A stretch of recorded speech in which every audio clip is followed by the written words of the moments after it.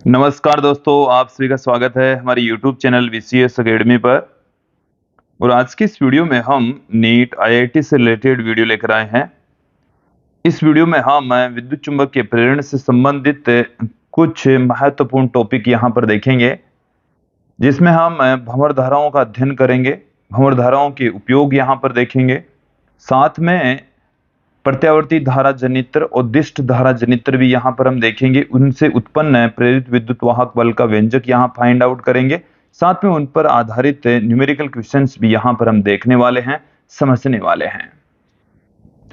विद्यार्थियों, यदि आप हमारे YouTube चैनल पर नए हैं तो चैनल को सब्सक्राइब कर लीजिए, साथ में बेल आइकन भी दबा दीजिए ताकि आपको आगे की वीडियोज की नोटिफिकेशन मिलती रहे।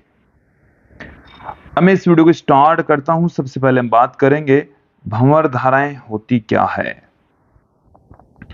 तो देखिए विद्यार्थियों, जब किसी चालक से संबंधित चालक प्लेट यहां पर हम लेंगे और उससे रिलेटेड यदि चुंबकीय फ्लक्स में परिवर्तन होता है तो उस प्लेट के अंदर एक प्रेरित विद्युत वाहक बल उत्पन्न हो जाता है। और वो जो विद्युत वाहक बल है उसके कारण से बंद वक्र के रूप में वर्ताकार धाराओं का प्रवाह होता है, जिसे हम भंवर धाराएं कहते हैं, जिसे भंवर धाराएं कहा जाता है।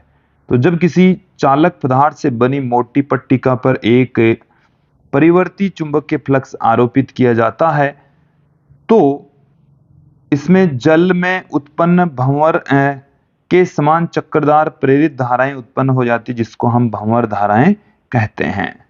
क्लियर? तो देखिए विद्यार्थियों, भंवर धाराओं में एक्चुअल में होता क्या है, इस तरीके से वर्ताकार धाराएं उत्पन्न होती है। इस तरीके से धाराएं उत्पन्न होगी जिस तरीके से हमने यहाँ पर दिखाया है। ये हमने यहाँ पर दिखाया है जैसे हमारे पास में ये कोई यहाँ पर कोई चालक पट्टिका है। ये अपने पास में क्या है, एक चालक पट्टिका, चालक पट्टिका है, चालक परत है। और इसके ऊपर हमने यहां पर लगाया है परिवर्ती चुंबकीय क्षेत्र।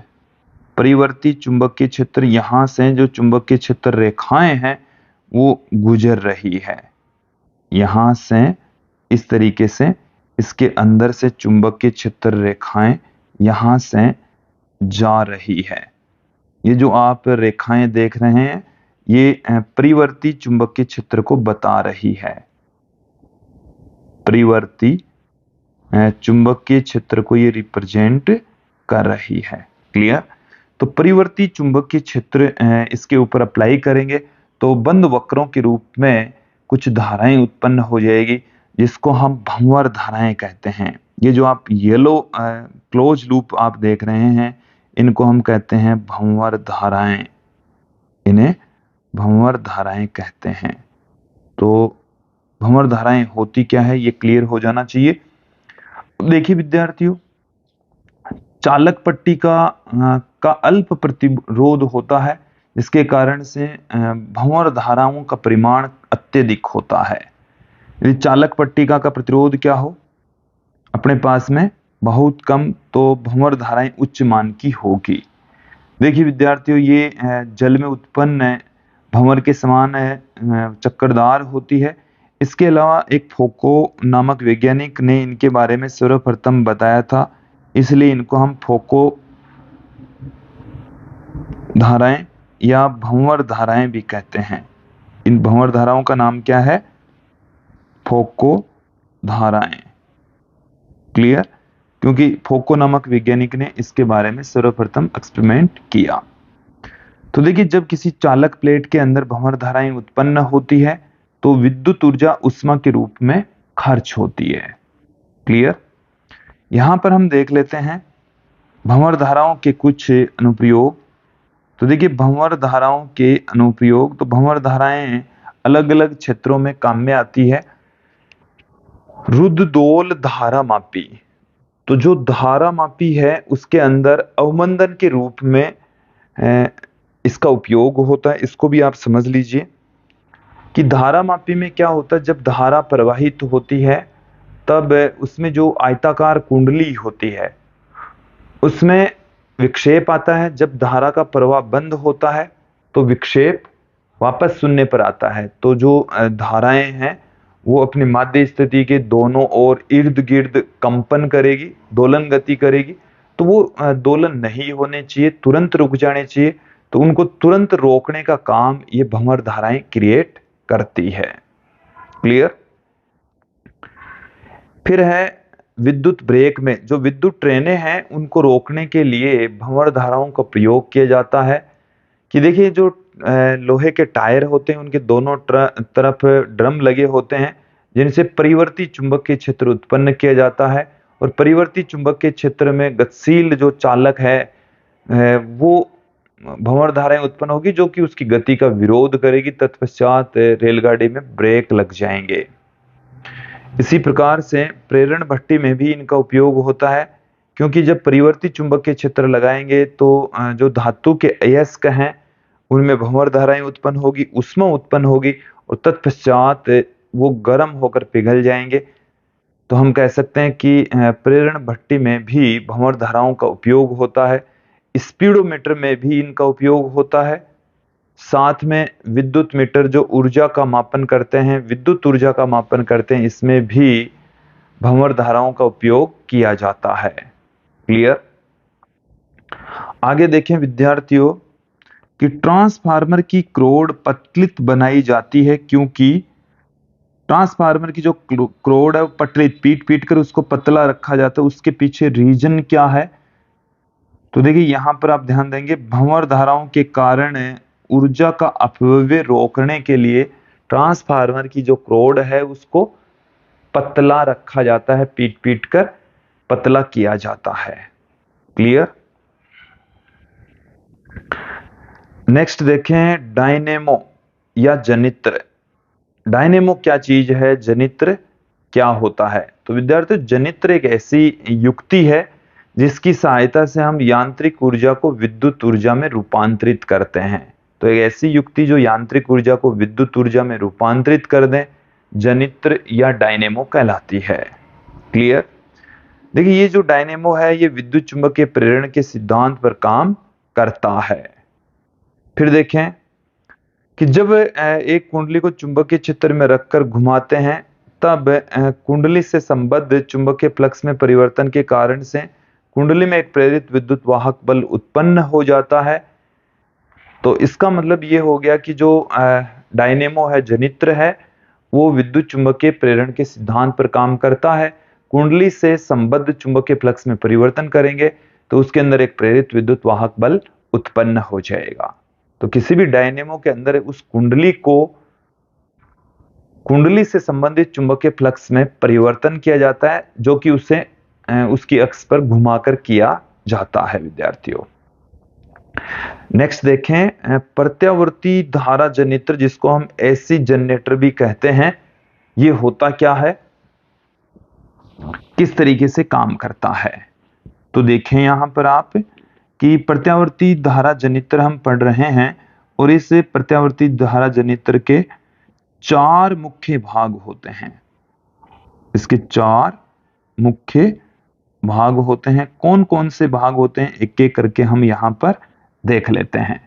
पहला जो इसका भाग होता है वो है आर्मेचर। आर्मेचर में एक आयताकार कुंडली होती है जो कि यहां पर हमने ए बी सी डी से दिखाया। ये ए बी सी डी, ये हमारे पास में एक आर्मेचर है जिसके ऊपर बहुत सारे विद्युत रुद्ध तांबे के तार लिपटे होते हैं। इसका जो दूसरा पार्ट है वो है क्षेत्र चुंबक। क्षेत्र चुंबक, यहां पर हमारे पास में 2 चुंबक हैं। यहां पर हमारे पास में कितने चुंबक हैं? 2 चुंबक है। एक हमारे पास में ये है इसका एन सिरा, दूसरी चुंबक का ये एस सिरा, या हो सकता है ये घूर्णन चुंबक हो, इनके सिरे एक ही चुंबक से जुड़े हुए हो, तो ऐसा भी पॉसिबल है। तो क्षेत्र चुंबक होता है, शक्तिशाली चुंबक होता है और इन्हीं चुंबकों के बीच में हम इस आर्मेचर को रखते हैं। तीसरा इसका जो महत्वपूर्ण पार्ट है वो है सर्पी वलय। सर्पी वलय बेलनाकार भाग होते हैं, खोखले भाग होते हैं जिनसे ये तार लिपटे नहीं, इस वजह से यहाँ पर दो सर्पी बले हैं R1 तथा R2, आप देख सकते हैं। चौथा इसका जो पार्ट होता है वो है कार्बन ब्रूस, और जो कार्बन ब्रूस है वो इन सर्पी बलों से चिपके रहते हैं, जिनको हमने B1 तथा B2 से दिखाया है, और इनसे जब करंट प्राप्त होगा तो वो हमें इस रेजिस्टेंस R में देखने को मिलेगा। तो ये तो किसी प्रत्यावर्ती धारा जनित्र के प्रमुख भाग हैं। अब देखिए ये कैसे काम करता है। इस आयताकार कुंडली को यहां से घुमाया जाता है, घूर्णन गति करवाई जाती है। जब यहां से ये घूमेगा तो इसमें से गुजरने वाली चुंबकीय क्षेत्र रेखाओं की संख्या में बदलाव आएगा, जिसके कारण से इससे रिलेटेड एक प्रेरित विद्युत वाहक बल उत्पन्न हो जाएगा। और वो देखो प्रेरित विद्युत वाहक बल कितना उत्पन्न होता है, अभी हम देख लेते हैं। तो देखिए सबसे पहले तो इसकी कार्यविधि हमारे पास में है कि देखिए इसमें एक आर्मेचर को यांत्रिक ऊर्जा के द्वारा उसकी अक्ष पर समरूपी चुंबकीय क्षेत्र के मध्य घूर्णन करवाते हैं। यहां पर आप ध्यान दें कि ये हमारे पास में आर्मेचर है, और इस आर्मेचर को ये हमारे पास में आर्मेचर है, यहां से इसको घुमाया जाता है, घूर्णन गति करवाई जाती है। इस कुंडली को हम घुमाएंगे, घूर्णन गति इसको करवाई जाती है, और वो जो इसका कोणीय वेग है वो हमने लिया है ओमेगा। फिर देखें, फलस्वरूप कुंडली का क्षेत्रफल एकांतर क्रम में चुंबकीय क्षेत्र के लंबवत तथा समांतर होता रहता है। इससे आर्मेचर से निर्गत चुंबकीय फ्लक्स भी निरंतर परिवर्तित होता है, अधिकतम से शून्य तथा शून्य से अधिकतम होता रहता है। फलस्वरूप आर्मेचर में एक विद्युत वाहक बल उत्पन्न हो जाता है, और इस जनित्र के द्वारा यांत्रिक ऊर्जा को प्रत्यावर्ती धारा में परिवर्तित किया जाता है। क्लियर? तो ये तो इसकी कार्यविधि रही। अब यहां पर हम देख लेते हैं कि जो प्रेरित विद्युत वाहक बल है वो कितना उत्पन्न होगा। यदि हम ये कंसीडर कर लें कि कुंडली में फेरों की संख्या n, कुंडली का अनुप्रस्थ काट क्षेत्रफल a हो, तब एक समान चुंबकीय क्षेत्र B में इसको रखने पर कुंडली से रिलेटेड जो चुंबकीय फ्लक्स है फाई, ये होता है NBA cos थीटा। ये जो थीटा होता है ये होता है ओमेगा टी के बराबर, क्योंकि ओमेगा बराबर होता है थीटा बट्टे में टी। कोणीय विस्थापन में परिवर्तन की दर कोणीय आवर्ती कहलाती है। तो ये हमारे पास में आ गया फाई बराबर NBA cos थीटा। अब देखिए विद्यार्थियों, कुंडली में प्रेरित विद्युत वाहक बल ज्ञात करने के लिए फैराडे का दूसरा नियम यूज में लेंगे। E बराबर होता है माइनस में n d phi upon d t. यहाँ पर हम इस फाई की वैल्यू पुट कर देंगे, यहाँ से उठाकर हमने फाई की वैल्यू पुट की है, तो एन बी ए कोस थीटा। जो कांस्टेंट है उसको हमने डिफरेंशिएशन से बाहर रख दिया, टी वाले पदों को हमने डिफरेंशिएशन के अंदर रहने दिया। अब इस कोस ओमेगा टी का अवकलन करेंगे तो माइनस से साइन ओमेगा टी, और इस ओमेगा टी का करेंगे तो ओमेगा, ये हमारे पास में आ जाएगा, माइनस माइनस प्लस हो जाएगा, एन बी ए ओमेगा साइन ओमेगा टी हमारे पास में प्रेरित विद्युत वाहक बल आ जाएगा, जिसमें से ये जो राशि है एन बी ए ओमेगा, इसको हम ई नोट से पुट कर देंगे, जो कि प्रेरित विद्युत वाहक बल का शिखर मान, अधिकतम मान कहलाता है। क्लियर? तो आपको ये वाला फॉर्मूला ध्यान में रखना है। ये नेक्स्ट जो टॉपिक हम पढ़ेंगे प्रत्यावर्ती धारा, उसमें भी बहुत बार यूज में आने वाला है। अब हम यहां पर बात करते हैं कि यदि जो हमने आर्मेचर लिया है उसमें जो कुंडली लिपटी हुई है उसका रेजिस्टेंस कैपिटल आर हो, उससे जुड़ा हुआ जो रेजिस्टेंस कैपिटल आर है, तब परिपथ में प्रवाहित धारा I बराबर E बट्टे में R, E note sine omega T बट्टे में R, तो इसे हम लिख सकते हैं I बराबर I note sine omega T. इसको ही हम कहते हैं प्रत्यावर्ती धारा। और ये जो समीकरण 1 आप देख रहे हैं, ये प्रत्यावर्ती वोल्टता को रिप्रेजेंट करता है। क्लियर? तो देखिए यहाँ पर ये बात लिखी भी गई है कि उपरोक्त समीकरण में प्रेरित धारा का मान समय के साथ आवर्ती रूप से बदलता रहता है, इसलिए इसे हम प्रत्यावर्ती धारा कहते हैं। और समीकरण 1 है वो प्रत्यावर्ती वोल्टता को बताती है। ये जो आप धारा देख रहे हैं ये ज्यावक्रीय प्रत्यावर्ती धारा है। इसका मान समय के साथ में ज्यावक्रीय रूप से परिवर्तित होता है।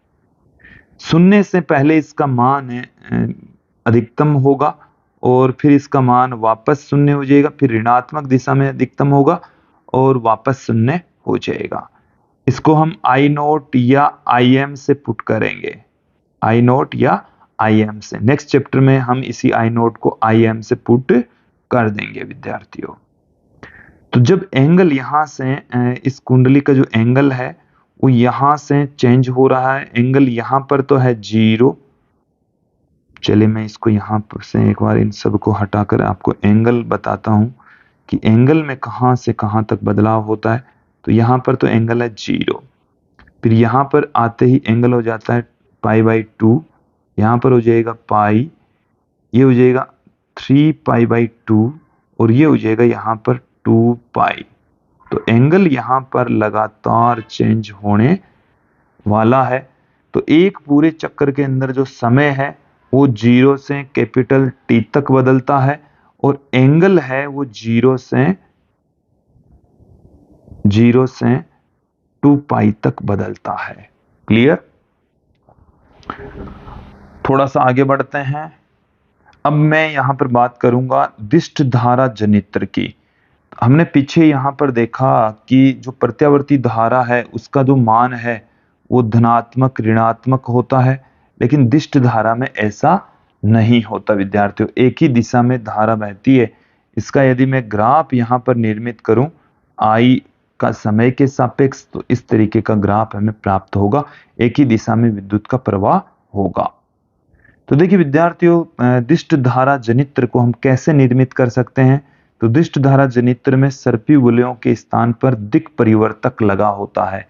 तो धारा की दिशा हर एक आधे चक्कर के पश्चात बदलती है, तो उस धारा की दिशा को वापस उसी डायरेक्शन में रखने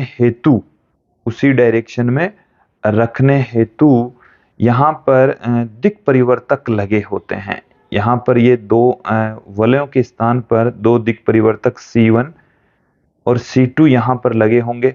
इनसे ही ब्रुश B1 तथा और बाकी का जो सर्किट है वो उसी टाइप का है, उसी प्रकार का है, लेकिन यहाँ पर जो बदलाव आता है वो केवल इतना आता है कि सर्पी वलयों के स्थान पर C1 और C2 के रूप में दो दिक् परिवर्तक यहाँ पर लगे होंगे और हर आधे चक्कर के पश्चात इनके जरिए धारा की दिशा बदल दी जाती है, जिससे धारा है वो एक ही दिशा में प्रवाहित होती है विद्यार्थियों। तो यहाँ पर आप ध्यान दें कि दिष्ट धारा जनित्र में सर्पी वलयों के स्थान पर दिक् परिवर्तक प्रयोग में लिए जाते हैं और कुंडली के प्रत्येक अर्ध चक्कर के घूर्णन के बाद दिक् परिवर्तकों का स्थान परिवर्तित हो जाता है। देखो यहाँ पर लिखा भी गया है, हर एक आधे चक्कर के बाद में दिक् परिवर्तकों का स्थान क्या हो जाएगा, बदल जाएगा। तो जिस कारण प्रेरित धारा एक ही दिशा में हमें प्राप्त होती है। क्लियर? फिर आगे बढ़ते हैं, कुछ क्वेश्चंस यहां पर हम और देख लेते हैं। तो देखिए क्या है, भंवर धाराएं उत्पन्न होती है जब, तो देखिए किसी धातु की प्लेट से संबंधित चुंबक के फ्लक्स में या चुंबक के क्षेत्र में कोई परिवर्तन होता है तो भंवर धाराएं उत्पन्न होती है। तो परिवर्ती चुंबकीय क्षेत्र में धातु रखी जाए, धातु की प्लेट जब रखी जाती है तो भंवर धाराएं उत्पन्न होगी। तो ऑप्शन ए यहां पर हमारे पास में सही हो जाएगा। नेक्स्ट क्वेश्चन की ओर बढ़ते हैं कि किसी डायनेमो जनित्र के आर्मेचर के घूर्णीय वेग को दुगुना कर दिया जाए तो प्रेरित विद्युत वाहक बल क्या हो जाएगा। तो ओमेगा की वैल्यू दुगुनी कर देंगे तो प्रेरित विद्युत वाहक बल का मान क्या हो जाएगा, इसको हम देख लेते हैं। तो देखिए यहां पर E बराबर हम क्या जानते हैं, E note sine omega T. इस E नोट की वैल्यू होती है NBA ओमेगा। तो हमारे पास में यहां पर देखिए क्या आ रहा है, कोणीय वेग को दुगुना कर देंगे तो क्या फर्क पड़ेगा। तो देखिए प्रेरित विद्युत वाहक बल है वो ओमेगा के समानुपाती होता है, ओमेगा के समानुपाती होता है। तो यहां से हमारे पास में ओमेगा को हमने कर दिया पहले वाले से दुगुना, पहले वाले से दुगुना, तो प्रेरित विद्युत वाहक बल भी पहले से 2 टाइम्स हो जाएगा, दुगुना हो जाएगा। क्लियर। फिर देखिए एक एसी जनित्र में जब आर्मेचर का तल चुंबकीय क्षेत्र के लंबवत होता है तो एसी जनित्र है उसके अंदर उसका जो तल है वो चुंबकीय क्षेत्र के लंबवत होता है। तल चुंबकीय क्षेत्र के लंबवत यदि है तो क्या होगा।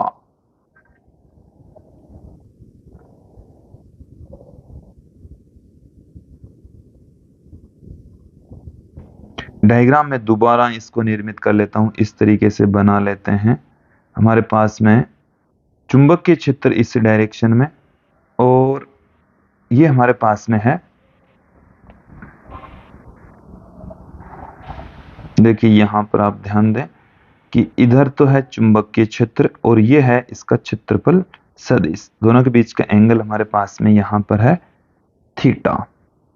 तो क्या होगा, तो देखिए इस स्थिति के अंदर चुंबकीय फ्लक्स तो होगा जीरो, चुंबकीय फ्लक्स तो क्या होगा जीरो, क्योंकि दोनों के बीच का जो एंगल है वो 90 डिग्री है। चुंबकीय फ्लक्स फाई बराबर होता है बी ए कोस थीटा और ई बराबर होता है ई नॉट साइन ओमेगा टी, या इसको मैं लिख दूं साइन थीटा, साइन थीटा। तो यहां पर थीटा बराबर है 90 डिग्री, थीटा बराबर 90 डिग्री है तो देखिए हमारे पास में ये क्या आ जाएंगे, देख लेते हैं। ये वाली वैल्यू आ जाएगी बी ए कोस 90 और कोस 90 का मान होता है 0, तो चुंबकीय फ्लक्स तो शून्य होगा, चुंबकीय फ्लक्स शून्य। फिर ई नॉट साइन 90, साइन 90 की वैल्यू होती है 1, तो ई नॉट आ गया, अधिकतम आ गया, तो विद्युत वाहक बल अधिकतम होगा। ऑप्शन सी यहां पर हमारे पास में सही होने वाला है। तो विद्यार्थियों ये था आज का हमारा वीडियो जिसमें हमने कुछ छोटे छोटे महत्वपूर्ण टॉपिक देखे। मुझे उम्मीद है आप लोगों को भी अच्छे समझ में आए होंगे। आज की इस वीडियो में इतना ही। धन्यवाद दोस्तों। नेक्स्ट वीडियो में हम इस चैप्टर से रिलेटेड कुछ क्वेश्चन आंसर लेकर फिर लौटेंगे। धन्यवाद दोस्तों।